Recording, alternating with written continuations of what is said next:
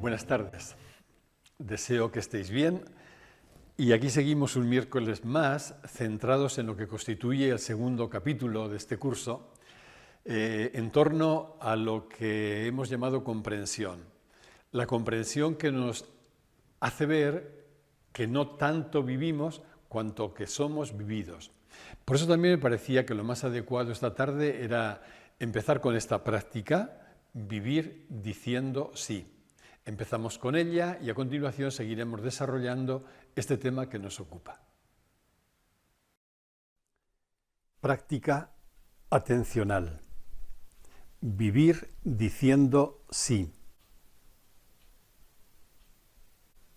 Con frecuencia notamos cómo nuestra mente tiende a rechazar o resistir lo que aparece, siempre que eso que aparece en alguna forma la frustra. Y es que la mente tolera mal la frustración. De ahí su actitud automática de rechazo o de resistencia.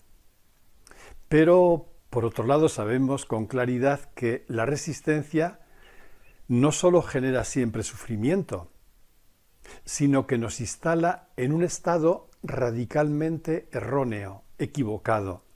Es un estado de separatividad, en una consciencia de separación como si estuviéramos desgajados de la realidad, desgajados de la vida, porque el hecho de rechazar o de resistir lo que la vida me trae, en realidad significa, aunque no me dé cuenta, rechazar la propia vida.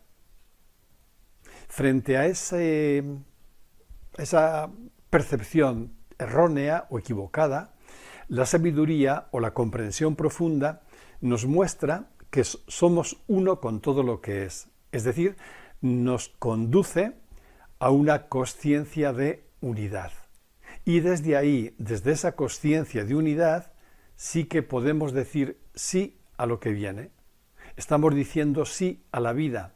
Estamos diciendo sí, en definitiva, a lo que somos en profundidad. Decir sí en contra de lo que piensa la mente analítica no es aprobar, no es decir que eso me gusta, no es justificar, no es resignarse ni claudicar.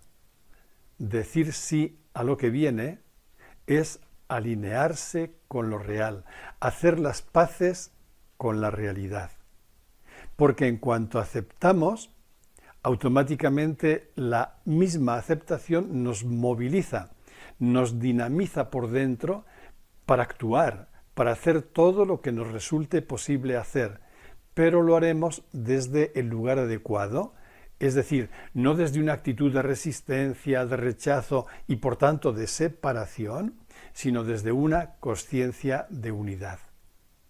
Eso es decir sí a la vida, decir sí a lo que viene, y a partir de ahí la misma vida actuará en nosotros, pero en ningún momento habremos perdido la comprensión de que somos uno con la vida, o mejor todavía, de que somos vida. Cuando olvidamos esta realidad, cuando nos creemos por lo que fuere desgajados o separados de la vida, de ahí no pueden hacer nada bueno, ni para nosotros ni para los demás, porque estamos de entrada situados ya en una consciencia equivocada, errónea.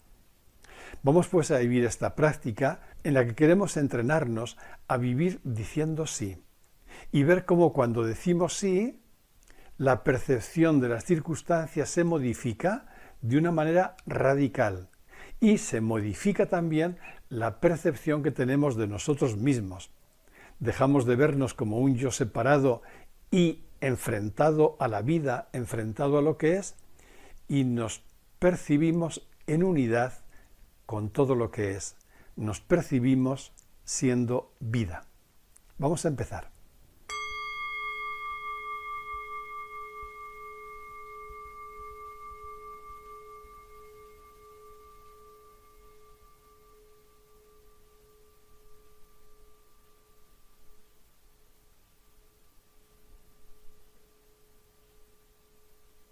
Puedes empezar, como siempre, llevando la atención a tu cuerpo.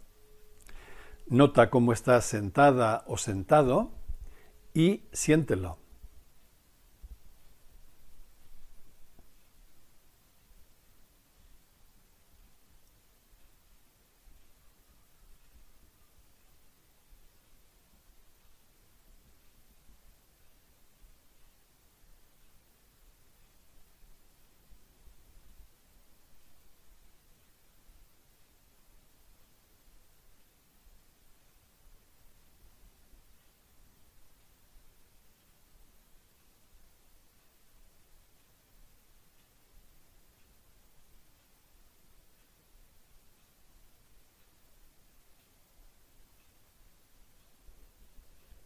dentro de tu cuerpo puedes atender la respiración.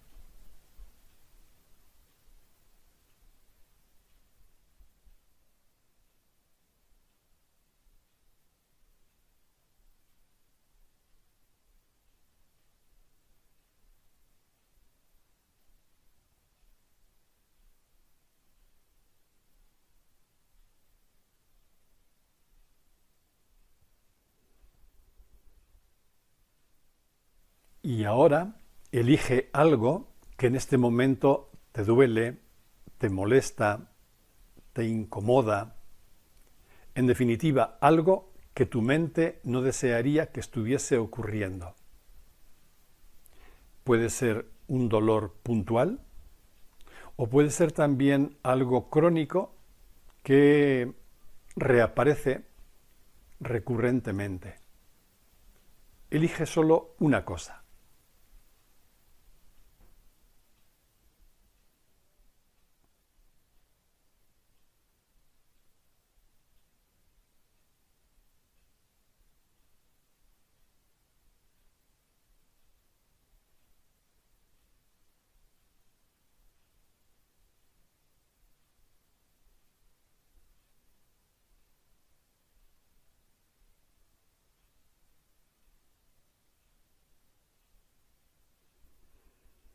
Trata ahora de nombrarlo con la mayor precisión posible.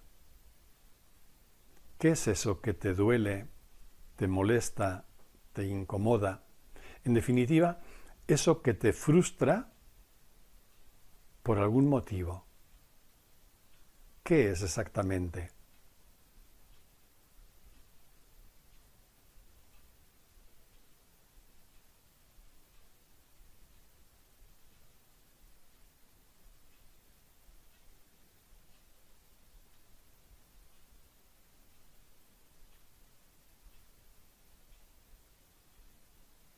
Una vez que lo has nombrado, reconócelo como lo que es. Es un objeto que ha aparecido en el campo de consciencia. De entrada, solo es eso, un objeto.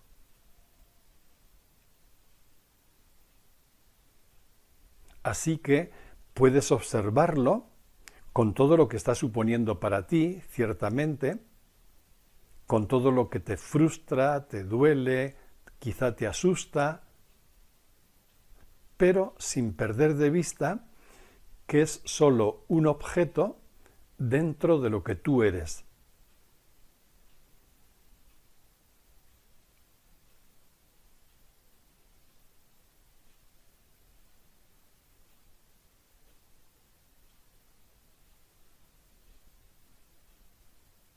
Constata ahora desde dónde lo estás observando. No solo desde la mente, sino desde eso que es consciente, desde eso que observa sin juicio.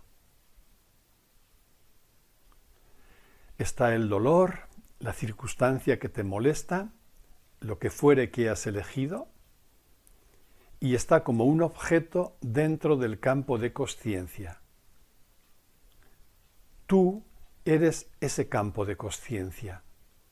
Tú eres eso que es consciente del objeto. Desde ahí, desde la consciencia que eres, lo observas.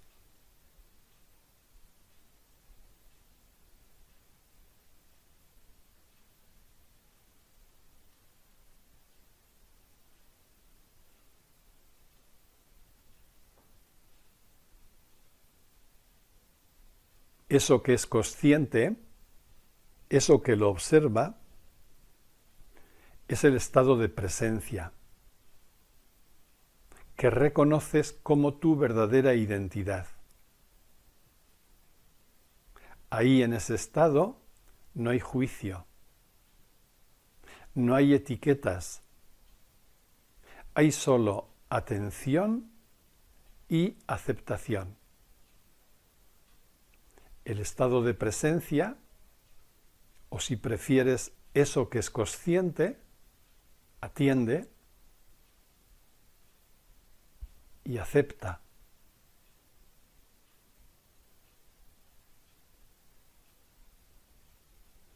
Desde ahí puedes dejar que brote en ti el sí a lo que hay en este momento. Recuerda que no es aprobación, ni justificación, ni resignación. Es comprensión profunda y alineamiento con lo que es. Permite que brote el sí.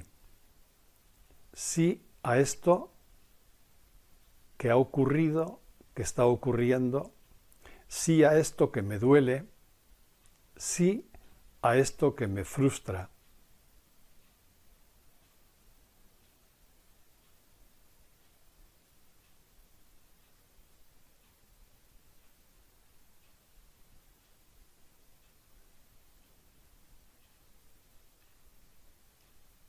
Tal vez notes que en la medida en que puedes decir sí a esa circunstancia, a ese dolor, a esa frustración, como recordaba antes, se modifica la percepción que tienes de ello. Ves esa circunstancia de otro modo. Y se modifica también la percepción que tienes de ti mismo o de ti misma, porque empiezas a percibirte alineado o alineada con la realidad. Empiezas a vivir en una consciencia de unidad.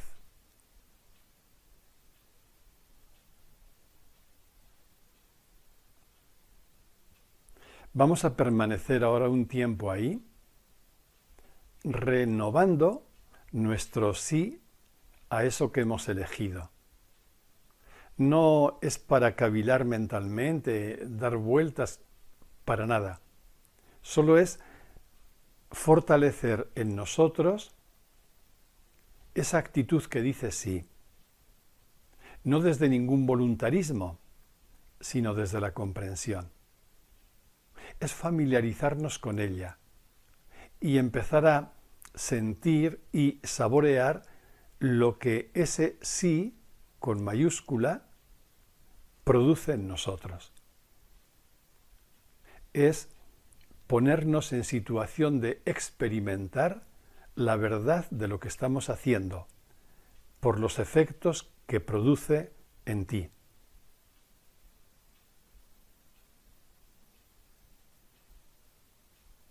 Si al decir sí notas como que crece el silencio, la presencia consciente, déjate permanecer en ella. Y si no, puedes mantenerte en ese sí sin exigirte nada por otro lado, sino tal como hoy te es posible vivirlo. Ahí permanecemos unos minutos en silencio.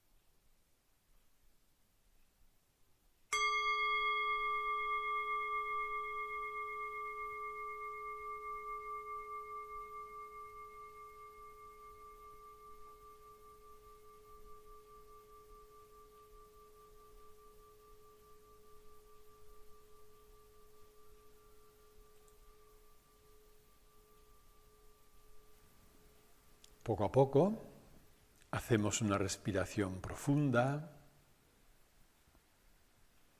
pausada.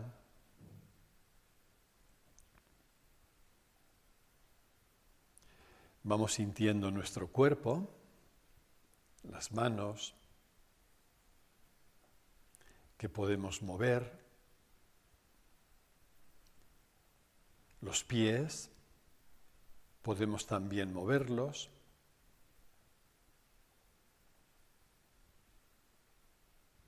Y vamos abriendo los ojos para percibir todo lo que nos rodea. Y nos centramos en el desarrollo del tema que corresponde esta tarde. Está totalmente relacionado con el que veíamos en la semana anterior y creo que se puede formular de este modo. ¿Qué significa vivir en cuanto a ser vividos o ser vividas? Como decía también en el otro encuentro, esto constituye una paradoja que para la mente siempre aparece como contradicción irresoluble, pero que visto desde la comprensión es profundamente sabia, porque en realidad nuestra constitución, ella misma, es paradójica. En este caso concreto, la paradoja se expresa en esta doble forma. Yo puedo decir yo vivo, y ahí estoy hablando desde el plano psicológico, el plano de la persona, del yo vivo, y además tengo una consciencia psicológica de ser yo quien vive. Pero también puedo decir con toda o más razón, yo soy vivido o yo soy vivida. Y no hay ninguna oposición entre ambas afirmaciones, sino únicamente el reconocimiento de que brotan de los dos niveles que nos constituyen. Yo vivo y al mismo tiempo soy vivido.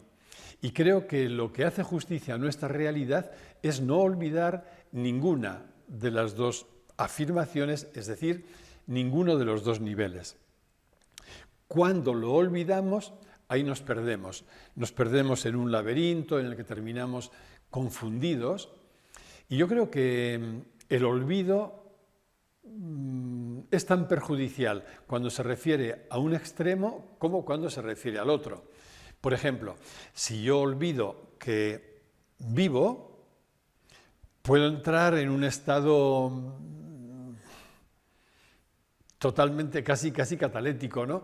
En un estado de distancia de mi vida cotidiana, de mi existencia cotidiana, porque es como que desconecto de lo que es el desarrollo lineal o secuencial de nuestra existencia. Pero por otra parte, si yo olvido la expresión de que estoy siendo vivido, entonces estoy también como desconociendo mi identidad profunda y me resigno solo al nivel superficial o el nivel del yo. Es decir, nos vivimos cuando olvidamos la dimensión profunda, esta realidad de que soy vivido solo desde la mente pensante. Vivirse desde la mente pensante es reducirnos al yo o al ego y vivirnos desde el ego en una consciencia de separatividad. Sabemos que lo que caracteriza la percepción que el ego tiene de sí mismo es la separación. Yo en cuanto ego me siento separado de los otros y me siento separado de la realidad. En ese movimiento y en esa consciencia de separatividad, lo que la caracteriza es una actitud más o menos de egocentrismo. Todo gira en torno al yo, erigido una vez más como protagonista de la acción y girando en torno al yo mime conmigo. Es decir, lo que se ha producido ahí es una absolutización del yo. De modo que, en lugar de ver el yo como uno de los dos niveles que constituye nuestra realidad, en lugar de verlo solo como el sujeto de lo que podemos llamar la personalidad o el plano psicológico, se absolutiza y al mismo tiempo que absolutizamos el yo creyendo que es la única realidad, estamos absolutizando la consciencia de separatividad. Es decir, entendemos la realidad tal como nuestra mente la ve, como si la realidad fuera solo una suma de objetos separados. Ahora bien, sabemos que esta percepción de la realidad en cuanto suma de objetos separados no se corresponde con lo que es la realidad en sí. Es sólo el único modo posible que tiene nuestra mente de ver la realidad. Y está bien que nuestra mente la vea así porque pertenece a su propia naturaleza ese modo de ver. El problema y nuestro error radica cuando creemos que ese modo mental de ver la realidad se corresponde al 100% con lo que la realidad es. Y ahí nos equivocamos. Una cosa es la realidad como mi mente la ve, repito, una suma de objetos separados, y otra muy distinta es la realidad tal como es. El otro día también recordaba que la mente, el ego, el yo, por tanto, vive en la pretensión de que se cumplan sus expectativas. Decía que esto correspondía al guión del ego. El guión del ego por el que él se rige se puede formular de este modo: la vida está ahí para responder a lo que yo deseo o para responder a lo que yo necesito o a lo que yo espero. En cuanto la vida no responde a estas expectativas del yo, ahí aparece la frustración con todos los correlatos añadidos que ésta conlleva. El hecho de que el guión de la mente pensante y del ego sea ese, de que la vida responda a mis expectativas, va de la mano también con lo que se conoce como ley del apego y de la aversión, que también, en paralelo a aquel guión, constituye la ley primera que rige el comportamiento de la mente pensante y del ego. ¿Qué significa la ley del apego y de la aversión? Sabemos bien que nuestra mente es una fábrica de poner etiquetas, y ponemos etiquetas absolutamente a todo lo que aparece ante nosotros, sea objetos que aparecen o sean imágenes mentales, recuerdos o expectativas. Absolutamente todo aquello que aparece ante nuestra mente, ésta le coloca una etiqueta con la que busca, aparte de objetivarlo, porque etiquetar es lo mismo que objetivar, busca en cierto modo cómo identificar ese objeto y en cierta manera hasta controlarlo. Pues bien, de esa infinidad de etiquetas que nuestra mente coloca en cada objeto físico o mental, todas ellas se pueden resumir en dos.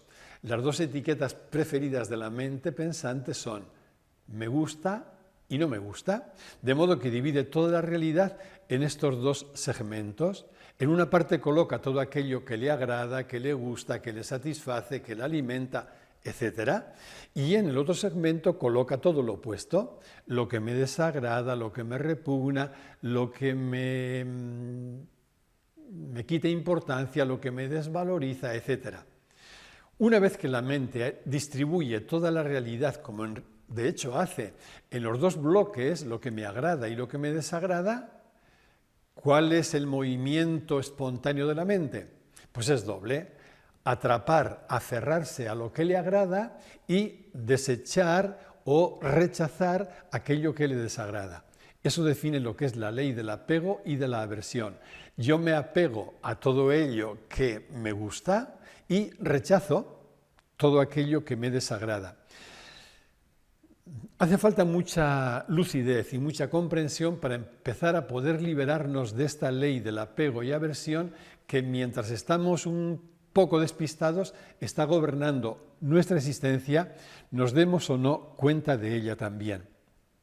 Hasta el punto de que cada vez que la mente se sienta frustrada porque recibe cosas que a ella no le agradan, como también veíamos en el encuentro anterior, se va a posicionar en el no a la vida, es decir, va a estar en una actitud de resistencia, incluso de lucha, hasta de ataque contra la vida, porque la está empezando a ver como enemiga, porque la está empezando a ver como frustrante de aquello que ella esperaba. En realidad, si miramos con un poquito más de profundidad, no es difícil advertir que este no a la vida siempre nace del olvido, de la ignorancia, de que somos vida.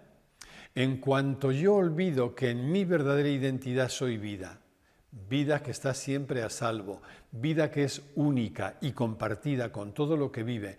En cuanto olvido que soy vida, automáticamente me posiciono frente a ella y en cuanto aparece algo que me frustra, me sitúo en el no a la vida. He convertido a la vida en mi enemiga. Por eso, a partir de ahí, empiezo a temerla. He visto la vida como algo separado. De pronto, algo de la vida siento que me frustra aquella ley por la que se rige mi mente pensante, se rige el ego, ¿no? Y al frustrarme, la considero enemiga y empiezo a temerla. Y el miedo, a su vez, me hace entrar en guerra con ella. Entonces, no es extraño que una vez que entro en guerra con la vida, no solo me sienta desgajado de ella y no solo me sienta enfrentado, peleado con ella, sino que empiece también mi propio camino de sufrimiento. Es decir, a partir de esa creencia de estar separado de la vida y a partir de esa actitud que me hace verla como enemiga, estoy garantizando el sufrimiento de una manera permanente, constante, al mismo tiempo que estoy incrementando la fractura, no solo individualmente, yo me siento fracturado de la vida a la que veo como algo separado, sino la fractura también en nuestro mundo, porque proyecto esta fractura fuera y veo todas las realidades, todos los objetos, todo aquello que percibo, lo veo también, igual que yo mismo, como desgajado de la vida. Esto se puede resumir en esta frase que a mí me parece que no admite excepciones. La creencia de estar separados de la vida es la que se halla en el origen de todo sufrimiento mental. Siempre que sufrimos mentalmente, este sufrimiento puede ser indicio de varias cosas. Por ejemplo, es indicio de que no nos amamos bien en un primer plano psicológico. Cuando yo sufro mentalmente y ese sufrimiento se prolonga, lo que ese sufrimiento me está diciendo es, no te estás amando. Y al no amarte, te sientes roto, escindido en alguna medida y sufres. Pero en el plano más profundo, lo que el sufrimiento me está diciendo es, yo creo estar separado de la vida. Y claro, en cuanto me creo y me veo y me percibo y me pienso desgajado de ella, no puedo sino entrar en un estado de miedo, veremos enseguida, de tensión e incluso de estrés, y no puedo evitar el sufrimiento. ¿Por qué? Porque una vez más me he ido de mi verdadero lugar, es decir, me he instalado en la mentira de lo que soy. Efectivamente, esto es así. El creer que estoy separado de la vida se va a traducir en miedo, en tensión y en resistencia. ¿Por qué? En miedo porque si yo veo la vida como algo separado de mí y yo me veo aquí todo frágil y carenciado, estaré temiendo perder la vida en cualquiera de sus formas. Por tanto, donde hay una creencia de estar separado de la vida, habrá siempre miedo, siempre. En segundo lugar, tensión, porque si yo veo la vida como algo separado de mí y en realidad la percibo también como algo inestable, igual que me percibo yo, pondré toda la tensión, todo el esfuerzo, todos los medios para tratar de sostenerla, para tratar de mantenerla en pie. Esto genera una tensión y un estrés que pueden resultar realmente agotadores. Y finalmente, si yo veo la vida como separada de mí, no podré situarme sino en una actitud más o menos defensiva, que implica estar también a la resistencia. Todo esto solo tiene un modo de acabar, y es cuando pasamos de la ignorancia, de la creencia de estar separados de la vida, a la comprensión de que somos vida. Esto es lo que somos. Y sin embargo es lo que con tanta facilidad olvidamos. Porque la comprensión de que somos vida no se nos da a través de la mente. Es decir, yo no voy a comprender que soy vida pensando o asumiendo la creencia de alguien que me ha dicho tú eres vida o de algo que he podido leer. A la comprensión de que somos vida no llegaremos nunca a través de la mente porque la mente es incapaz de conducirnos ahí. A la comprensión de que somos vida llegamos por el camino del silencio de la mente. Cuando tú acallas la mente y en lugar de la mente pones atención. Solo atiendes. Cuando atiendes, el pensamiento cesa y lo único que queda es presencia consciente. Si queréis con otro nombre, lo único que queda es vida. Y aprecias en ese mismo instante de que entre la vida y tú no hay ninguna separación, ninguna diferencia, ninguna distancia, sino que la vida, que es lo único que hay ahí y lo único que percibes, la vida constituye tu identidad. La vida y tú sois uno y lo mismo, sois la misma cosa. Dicho de otro modo, que me habréis escuchado en más de una ocasión. Si yo me paro ante la vida y la pienso, yo pienso la vida, la puedo incluso localizar en mi cuerpo, puedo incluso experimentar los efectos que produce el hecho de sentirla, pero si la pienso la veré siempre como algo separado, la vida como un algo que tengo y un día puedo o perderé. Por el contrario, si en lugar de pensar la vida, lo que hago es atenderla, la atención significa suspensión del pensamiento. Entonces, simplemente atiendo. Atender significa también o implica no poner ninguna etiqueta. Si yo atiendo la vida, es que es imposible que la etiquete de ninguna forma. Solo la atiendo. ¿Y qué ocurre cuando yo atiendo la vida? Que la vida aparece como lo único que hay. Solo hay vida, como un océano ilimitado de vida. Y ahí en ese mismo momento me percibo yo uno con ella. Esa vida, que es lo único que percibo cuando la atiendo, esa vida es también lo que soy. Es decir, somos vida y no queremos negar ninguna dimensión que nos constituye viviéndonos en una persona concreta. Yo soy vida, como cada ser humano, como cada ser es vida, vida es lo único realmente real, lo único que existe, aunque igual se puede llamar ser, consciencia, los nombres son lo de menos. Vida es lo único que hay y la vida, en mi caso concreto, se está experimentando en esta persona particular, en este yo concreto también. En definitiva, si quiero nombrarme adecuadamente lo que soy, yo tengo que decir, soy vida viviéndose en esta forma o en esta persona concreta. Y esto implica el final del miedo y el final del sufrimiento mental. No significa el final del dolor, porque mi cuerpo y mi sensibilidad seguirán teniendo dolor. Esto forma parte del lote de nuestra existencia.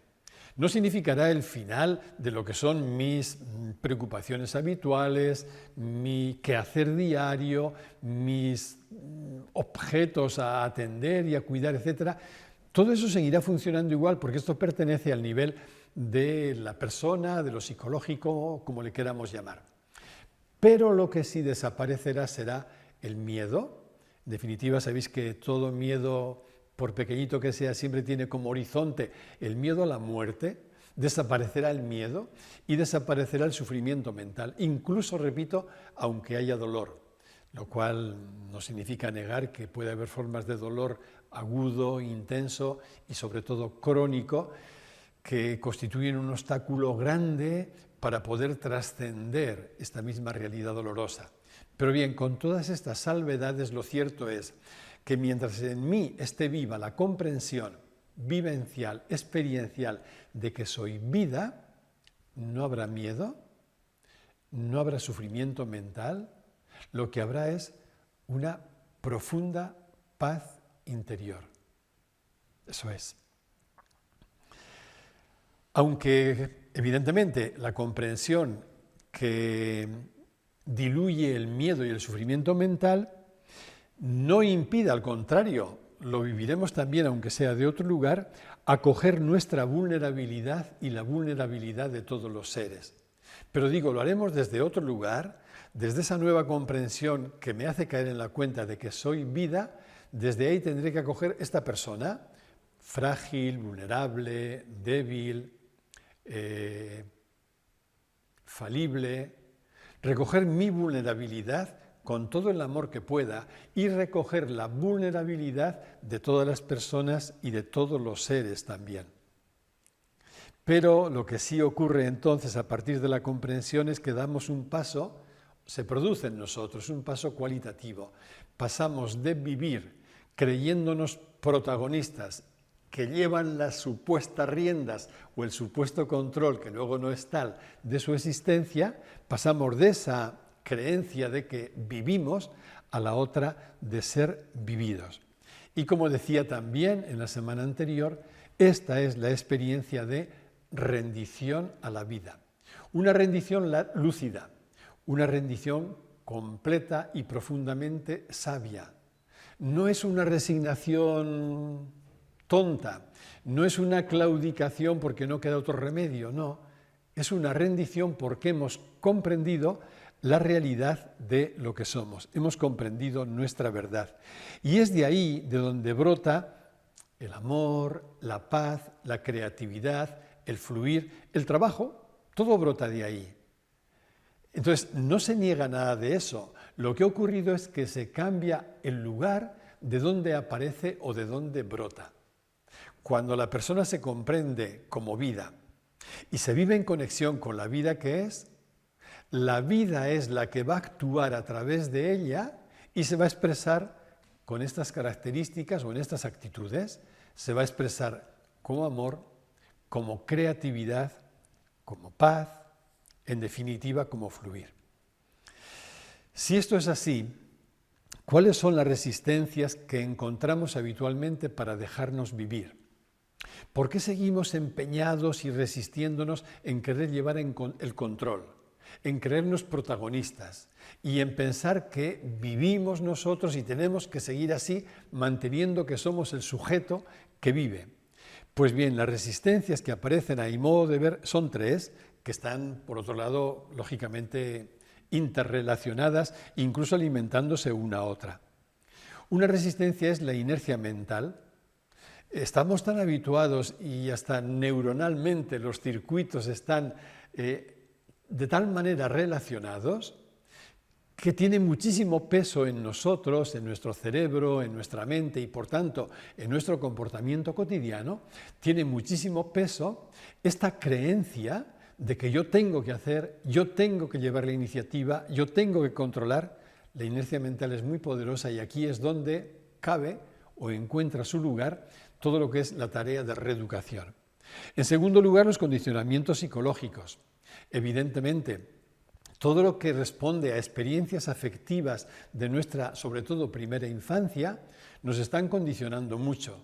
Entonces, nos hace buscar sentirnos bien, protegernos de posibles miedos, sostener nuestra sensación de inseguridad y a veces desconfianza.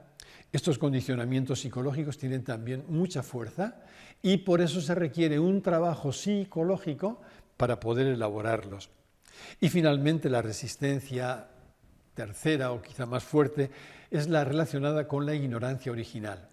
Porque mientras yo permanezca en la ignorancia que me hace identificarme con el yo separado, con esta personita particular, lógicamente ahí esto de dejarme vivir me resultará no solo extraño, sino casi aberrante y no podré ni entenderlo ni entrar para nada en esa dirección. Frente a estas resistencias y dentro de este trabajo de reeducación que estoy mencionando, lo que necesitamos es ejercitarnos en el día a día en decir sí a lo que la vida nos trae. Viene algo que me frustra, vale. Pues si tengo un mínimo de motivación y un mínimo de comprensión también, aunque solo sea en forma de experimento, puedo hacerlo. Digo sí a esto que la vida me trae. Digo sí. En mi caso particular me sorprendo con frecuencia viviendo como una práctica meditativa cotidiana, aunque sea en un lapso de tiempo breve, el decir sí a esto que la vida me ha traído en este momento. Y luego particularmente cuando lo que la vida me trae me resulta frustrante, me resulta doloroso, me resulta descolocador, ¿no? Digo sí. Y lo que noto ahí es que cuando digo sí a lo que la vida me trae, algo fundamental empieza a cambiar. Decir sí a lo que la vida nos trae tanto en las circunstancias habituales como en prácticas formales en las que nos entrenamos. Decía el otro día que meditar es entrenarse en decir sí a la vida, nos entrenamos justamente en decir sí. Y lo decimos no desde una postura más o menos ilusa, desde un voluntarismo tampoco, sino desde la comprensión que nos permita reconocernos como vida. Soy vida. Ya sé, mi mente me está diciendo lo contrario. Mis recuerdos me dicen lo contrario. Mis condicionamientos me dicen lo contrario. Muy bien, pero voy a callar todo ello que forma parte del conglomerado de la mente pensante. Voy a detenerme, voy a poner atención. Soy vida. Soy vida. Cuando comprendemos que somos vida, empezamos a comprender muchas más cosas.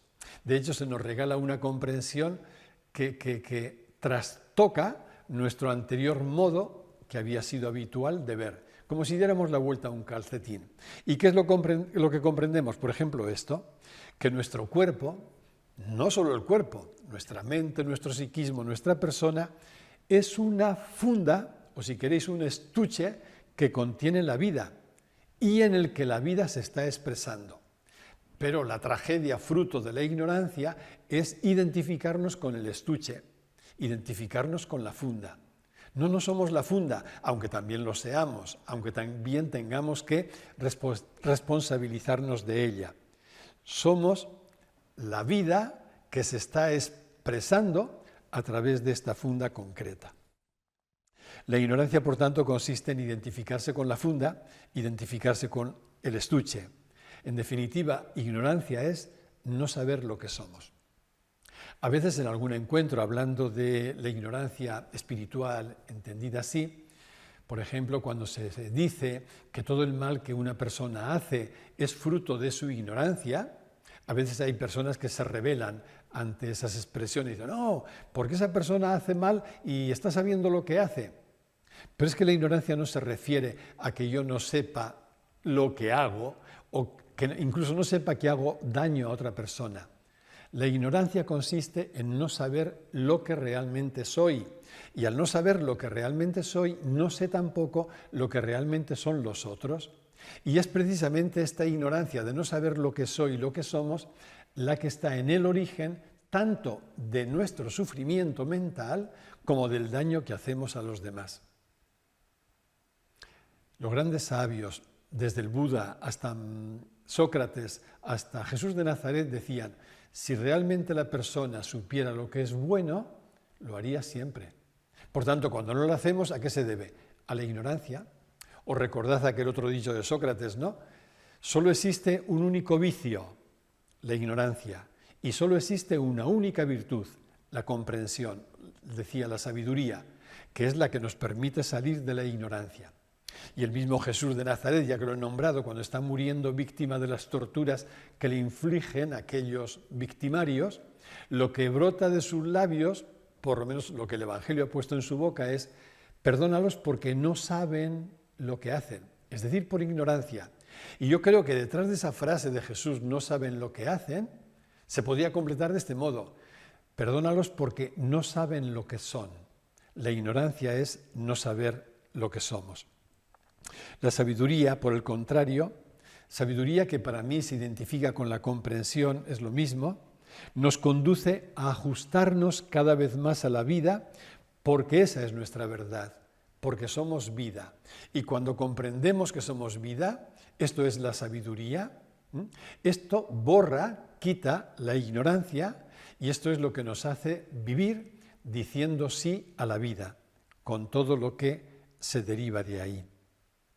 En definitiva, cuando vamos creciendo en comprensión, se nos regala, la expresemos así o no la expresemos, esta forma, ¿no? No vivo yo, es la vida la que vive en mí.